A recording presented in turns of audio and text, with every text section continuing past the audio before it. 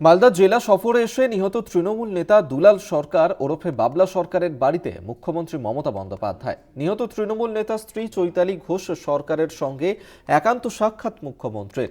আগামী দিনে দুলাল সরকারের অপূর্ণ দায়িত্ব সামলাবেন চৈতালি, বললেন মুখ্যমন্ত্রী। যে যত বড়ই হোক না কেন, প্রয়োজনীয় ব্যবস্থা, স্ট্রং অ্যাকশন, স্ট্রিনজেন্ট অ্যাকশন নেওয়া হবে। প্রায় 40 মিনিট নিহত তৃণমূল নেতা বাবলা সরকারের স্ত্রীর সঙ্গে কথা বললেন মুখ্যমন্ত্রী মমতা বন্দ্যোপাধ্যায়।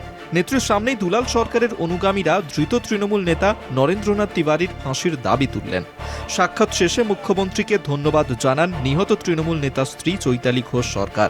আমার যা মনে হয়েছে আমি সেটা ওনাকে বলেছি।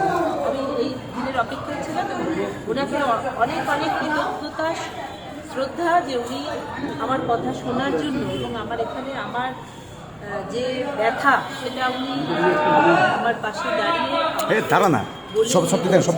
দুলাল ছিলেন তাঁর খুব কাছের, খুব স্নেহের। অপরাধীরা কোনোভাবেই ছাড় পাবেন না। মুখ্যমন্ত্রী আশ্বস্ত করলেন উপস্থিত সকলকে। পুরসভার ভোটে জিতলেও লোকসভা বিধানসভা ভোটে মালদহে তাঁরা জিততে পারেন না কেন, ইঙ্গিতপূর্ণ মন্তব্য শোনা গেল মুখ্যমন্ত্রীর গলায়। বাবলার অসম্পূর্ণ কাজ চৈতালি করবে।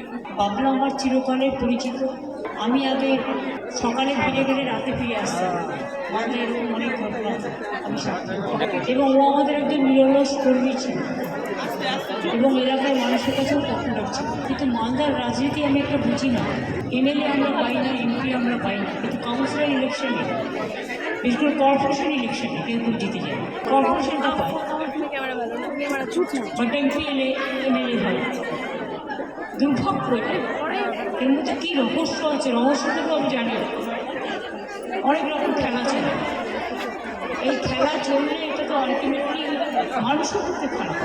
দুলাল সরকার খুনে দলেরই ক্ষতি। মুখ্যমন্ত্রীর প্রতিটি কথায় সেই বার্তাই ছিল স্পষ্ট।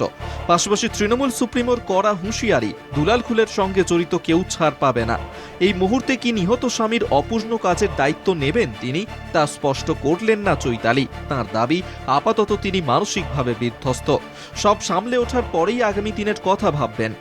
মালদা থেকে গৌতম চক্রবর্তীর রিপোর্ট, কলকাতা টিভি।